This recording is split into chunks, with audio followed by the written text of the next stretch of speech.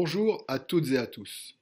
28 pays membres, 511 millions d'habitants, deuxième produit intérieur brut mondial, principal exportateur mondial avec 15,4% de toutes les exportations, devant la Chine et les États-Unis, premier importateur et premier exportateur de produits agroalimentaires, sa monnaie unique concurrence aujourd'hui le dollar sur le plan international, je vous présente l'Europe, ou plutôt l'Union européenne. Construction récente, la Communauté européenne du charbon et de l'acier a été créée en 1951 entre 6 États, il y a à peine 68 années.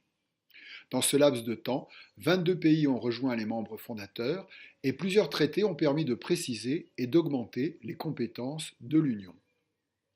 Alors, ces compétences, que sont-elles?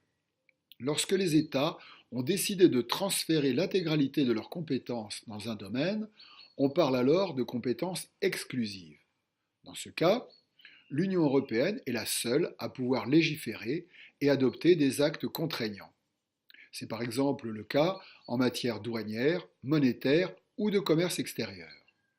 Si les États n'ont transféré qu'une partie de leurs compétences, on parle alors de compétences partagées.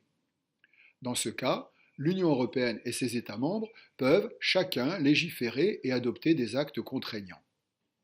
Il s'agit du cas le plus fréquent. Il concerne le marché intérieur, l'agriculture, l'environnement, les transports.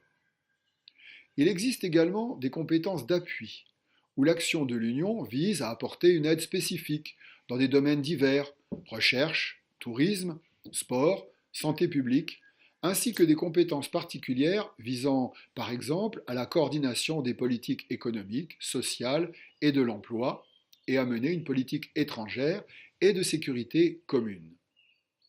On voit ainsi que le domaine d'action de l'Union peut être très vaste. Voyons maintenant comment ces décisions sont prises et appliquées. Elles le sont en fait par le biais de 7 institutions principales. Le Conseil de l'Union européenne, qui réunit régulièrement les ministres des États membres sur un domaine précis, agriculture, transport, commerce. Il adopte les lois et le budget de l'Union européenne avec le Parlement. Le Conseil européen, lui, réunit périodiquement les chefs d'État ou de gouvernement des 28 pour décider des grandes orientations de l'Union européenne.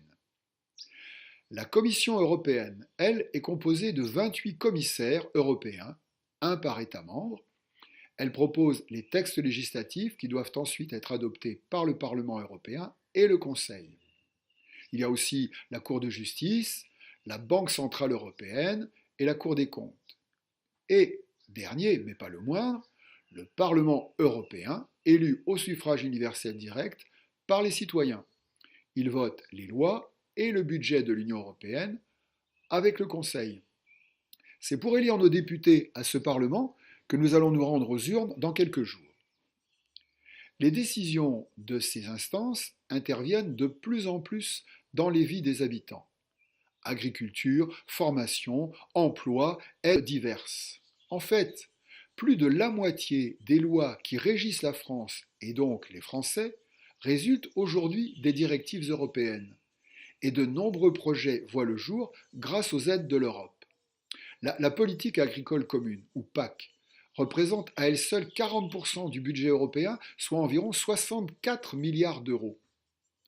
D'ailleurs, si vous voulez en savoir un peu plus, il y a un excellent site internet What Europe Does For Me, ce que l'Europe fait pour moi, qui donne un aperçu assez exhaustif de cette quasi-omniprésence de l'Europe autour de nous.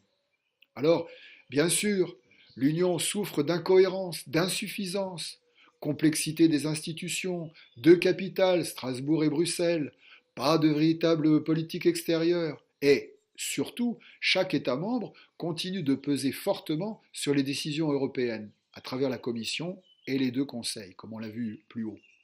Mais ce sont là des défauts de jeunesse.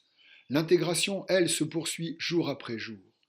Considérez seulement le programme Erasmus. C'est une grande réussite de l'Europe. Chaque année, des milliers de jeunes vont faire des études dans un pays de l'Union. Et savez-vous qu'il en va de même aujourd'hui pour les apprentis?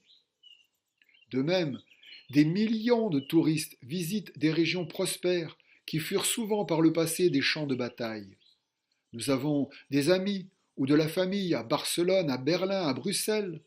Comment pourrions-nous imaginer leur faire la guerre? L'Europe, pour la première fois de sa longue histoire, est un formidable espace de paix.